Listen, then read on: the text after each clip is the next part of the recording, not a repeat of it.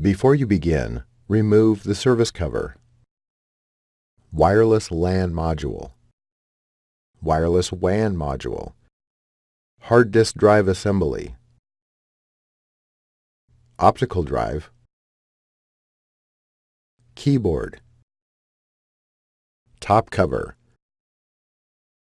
Battery. Display panel assembly. And display bezel.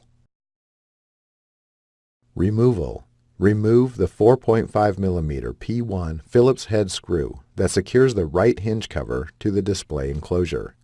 Important: the 15-inch model of the notebook uses 3.5 mm P1 Phillips broadhead screws in this area.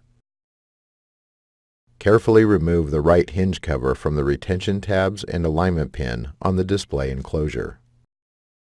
The left hinge cover is removed in the same manner.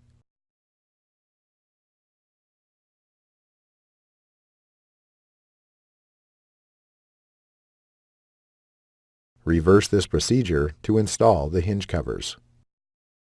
Thanks for watching. Please click subscribe for more videos and weekly updates.